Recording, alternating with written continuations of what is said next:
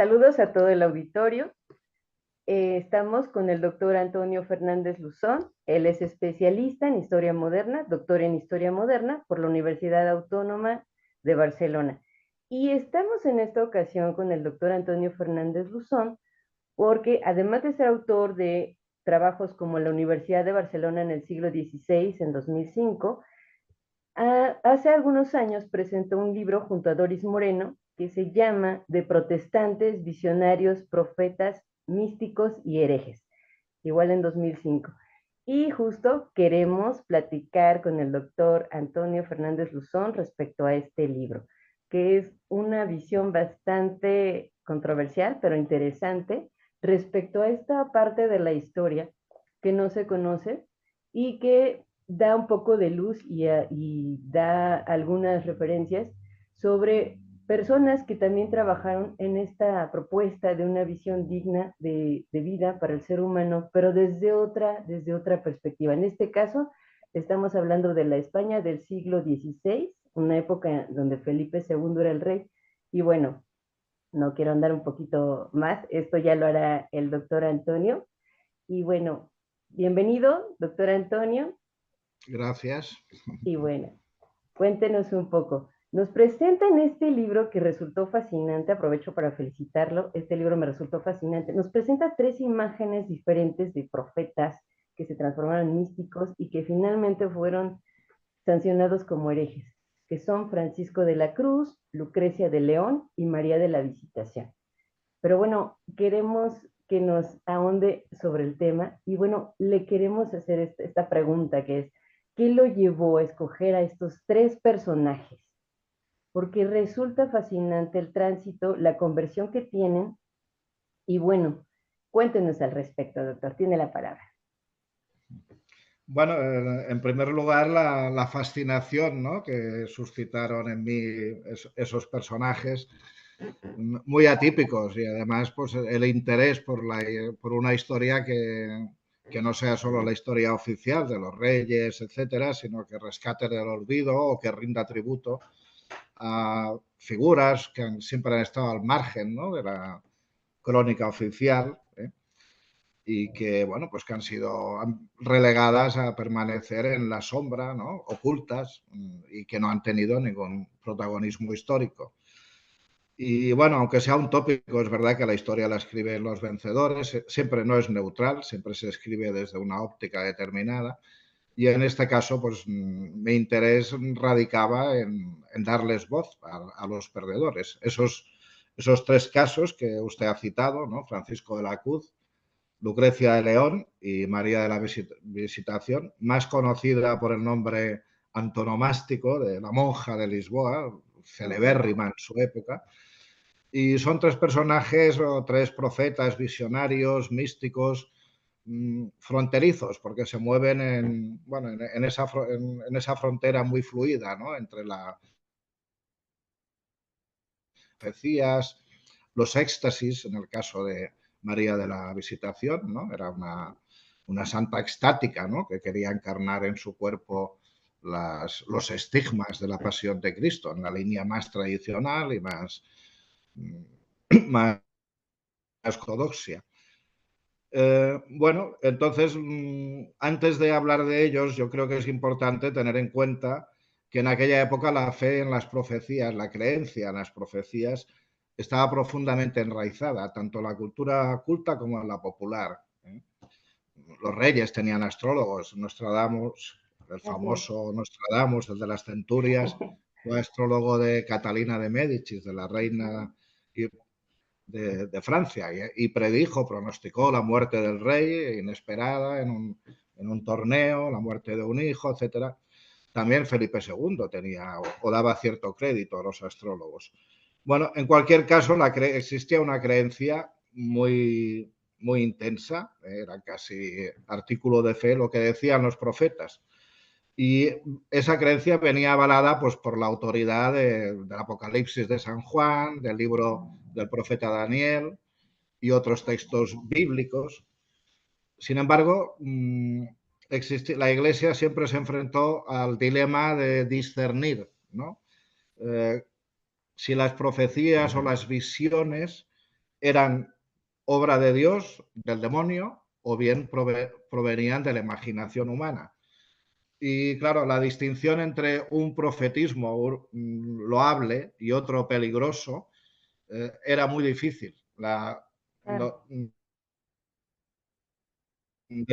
había un profetismo que justificaba y legitimaba el orden, el poder. Fernando el Católico, por ejemplo, fue presentado como un rey mesiánico que volvería a reconquistar Jerusalén, Tierra Santa y bueno, instaurar una época de felicidad. Pero también las mismas profecías en épocas de crisis podían ser utilizadas para alimentar movimientos de revuelta, movimientos de sedición, bueno, de venganza también, o claro. de los pobres contra los poderosos. Y en ese sentido, en los dos primeros personajes de los que, bueno, que trabajo en el texto, que explico, fueron ambos profetas, visionarios, utópicos, pero también subversivos, porque criticaron y se enfrentaron al poder tiránico de Felipe II, lo cual les valió pues, la condena de la Inquisición.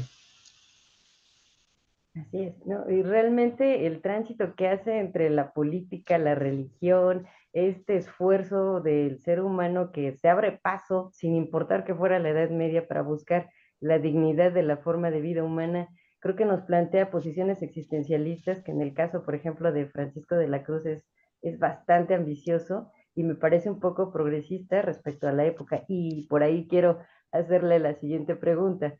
Respecto a Francisco de la Cruz, que me parece uno de los tres, digo, los tres personajes son impactantes por cómo tienen esta visión del mundo, pero me parece que él destaca por su cualidad visionaria y progresista, lo que comentaba. Respecto a antes de la modernidad, aquí ya tenemos un atisbo de este humanismo y de este pensamiento que va más allá, porque él se atreve a decir que la Nueva Jerusalén podría estar en América Latina, específicamente en Perú. Aquí, por favor, doctor, coméntenos cómo se gesta esto, cómo se entremezclan política, religión, cómo es que Francisco de la Cruz hace suya esta propuesta humanista global revolucionaria y que además es impensable para esa época. Cuéntenos, doctor. Bueno, el personaje de Francisco de la Cruz es bueno, fascinante por muchos motivos. Ya, de hecho, partió a América buscando nuevos horizontes para la reforma que él quería de la Iglesia, pero también porque estaba bajo el punto de mira de la Inquisición. Él convivió con Bartolomé de las Casas en el Okay. convento dominico y se empapó de todas las denuncias, las críticas que había, las casianas o de las casas a la colonización, ¿no? La injusticia, el maltrato de los indígenas. Eso por un lado, y por el otro también fue un personaje muy próximo a Bartolomé de Carranza, el arzobispo de Toledo, nada menos que el arzobispo primado de España, la sede más importante, que, bueno, que fue acusado por el inquisidor general Valdés, que era rival o enemigo suyo, fue acusado de protestantismo. La Inquisición Así es. española se atrevió a procesarlo, luego la causa pasó a Roma, duró muchísimos años, decenios, pero bueno, poner en cuestión, bueno, nada menos que a un arzobispo, había escrito un catecismo en la línea evangélica, del cristianismo puro, ¿no? Los ritos externos, lo que no era la verdadera piedad, ¿no? Pero el Valdés y los calificadores del Santo Oficio encontraron en el Catecismo de Carranza muchas herejías, mucho olía a luterano, era la expresión que ellos Así es. utilizaban. Esto huele a hereje, ¿no? Entonces, Francisco Laglud estaba con Carranza cuando fue detenido. Luego formó parte de una embajada que Carranza envió a Felipe II porque había sido confesor suyo, para que intercediera por su situación. Bueno, ante ese estado de cosas y además también bueno, descontento con la situación de la Iglesia en España, decidió emigrar, irse al Nuevo Mundo y bueno, allí en Lima se instaló, fue catedrático de la universidad y bueno, su conversión profética se produjo un poco por el contacto con otro personaje singular que es una mujer, María Pizarro, la sobrina del conquistador del Así es. Perú, Francisco de Pizarro, que, bueno, afirmaba estar poseída por el demonio. Entonces, el proceso, se formó una junta, varios frailes, incluido un jesuita, pues intentaron los correspondientes exorcismos. Y bueno, decía un poco que, no lo he dicho, pero lo digo ahora, Adelante. no, pero sí que lo ha señalado usted un poco, ¿eh? Además de desear un mundo más justo, igualitario, eh, estos personajes revelan también la incoherencia inherente al ser humano, las contradicciones, ¿no? Así es.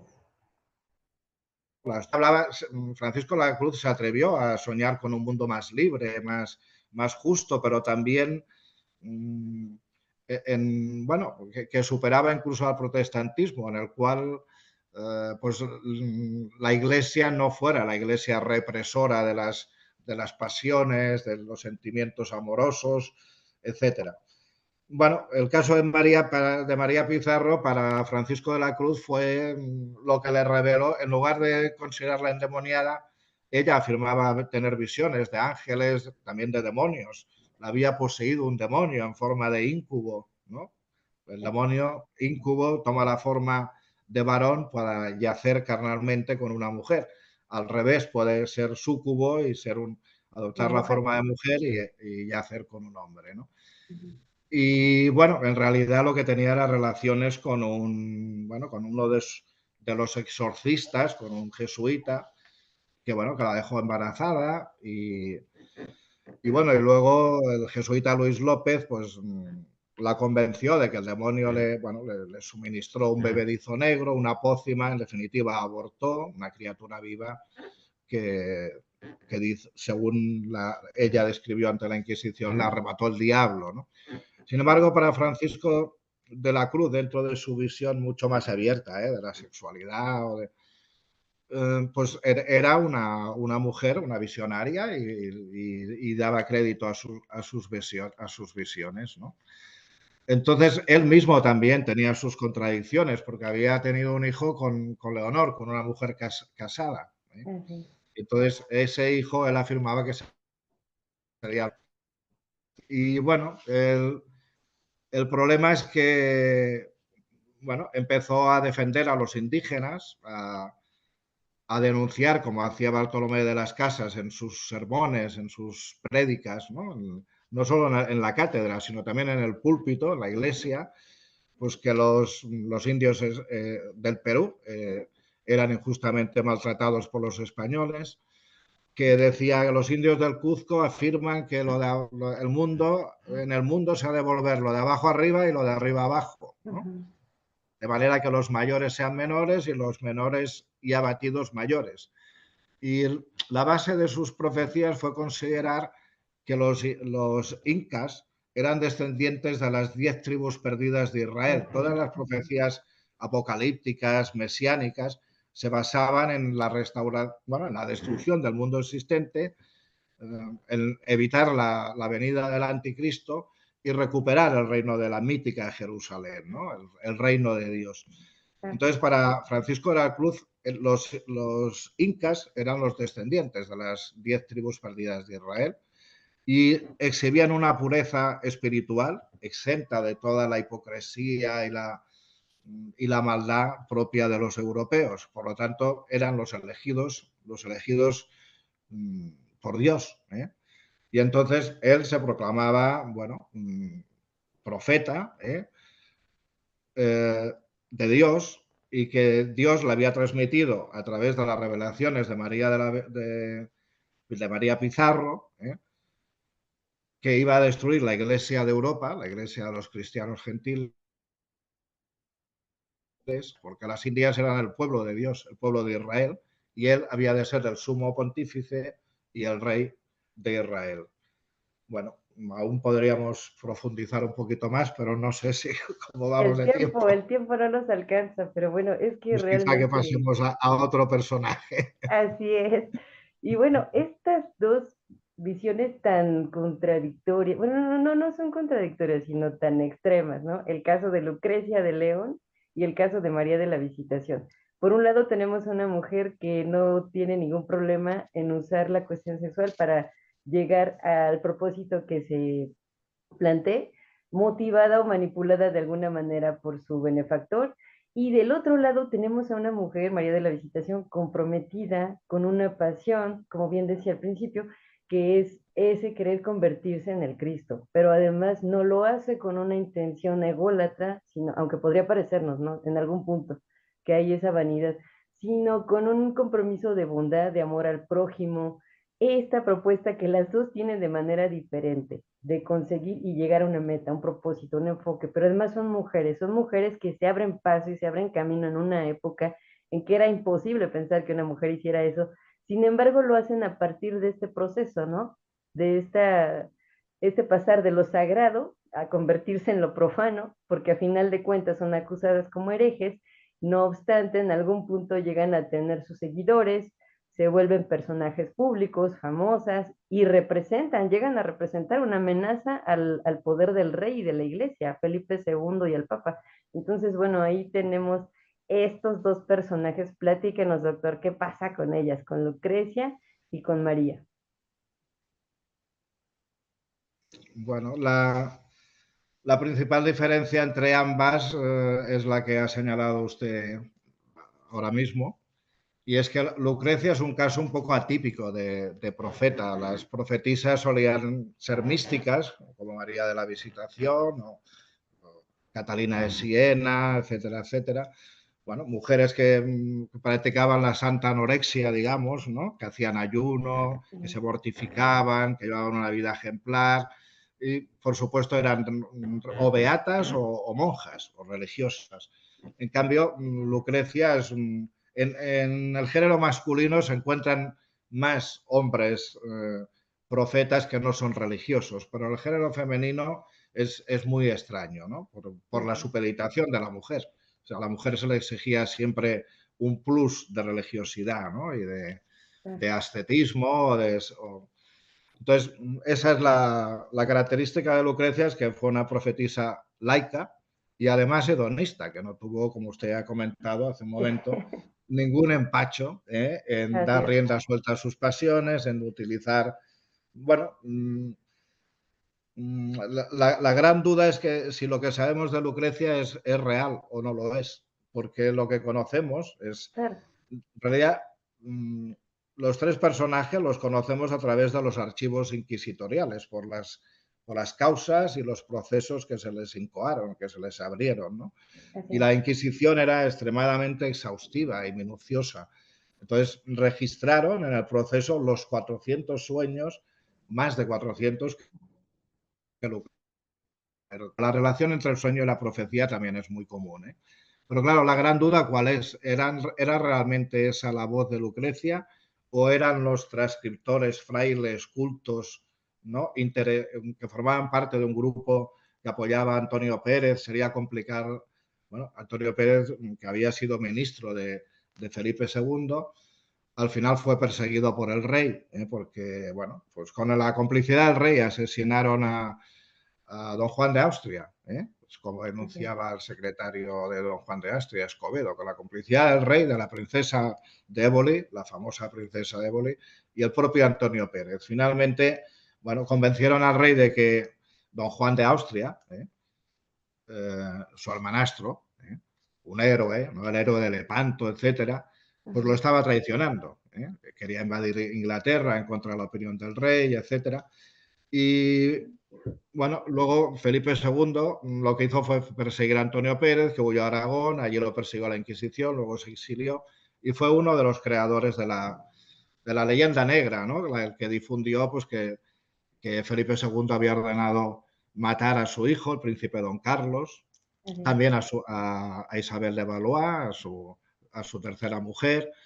Y bueno, entonces ese círculo de clérigos y algunos nobles poderosos que se oponían o se enfrentaban a Felipe II probablemente la instrumentalizaron a Lucrecia de León y fueron los que, creo yo, redactaron, porque el tipo de discurso, es un discurso muy, digamos, muy erudito, ¿no? Sí. Con toda la complejidad de las profecías apocalípticas, escribir una novela, Los 400 sueños de Lucrecia. Bueno, en realidad lo que decía Lucrecia o los transcriptores de sus sueños es que, como en todas las profecías apocalípticas, que profetizaba pues la inminente, soñaba que España iba a ser destruida y el principal responsable o causante era el propio Felipe II, que nos, además de haber ordenado la muerte de su hijo, de su mujer, etcétera, había tiranizado al reino, había cargado de impuestos a los pobres, había construido el monasterio del Escorial con la sangre de los trabajadores, quería quitarle las tierras a los labradores y bueno, y el castigo divino era un momento también en que sabía. Primero, Lucrecia de León empezó pronosticando la derrota de la Invencible, de la Armada Invencible, enviada para atacar a Inglaterra. No es que acertaran la predicción porque no hubo batalla, fueron los elementos los que hicieron que regresara la flota. Y luego, pues que sería destruido el reinado de Felipe II y que llegaría un Salvador, un profeta laico con el que estuvo relacionada, un tal Miguel de Piedrola. Imagínese la influencia de los profetas que las Cortes de Castilla estuvieron a punto de proclamar profeta nacional al tal Miguel de Piedrola. Wow. Bueno, entonces, claro, llegó un momento en que la Inquisición tomó cartas en el asunto porque ya no podía permitir que los profetas o los visionarios o la soñadora Lucrecia de León se metieran en política de una manera pues tan directa, ¿no? Claro. La condena, latigazos, Sí. destierro perpetuo de Madrid, muerte social para una El mujer ostracismo. que, que, viniendo de una clase, bueno, de las clases bajas, había tenido un ascenso meteórico, Claro. se había codeado con personajes importantes, había conseguido también mejorar de posición económica, social. Sí. Y si quiere usted, sigo con María Visitación muy brevemente porque el tiempo apremia. Sí, por favor.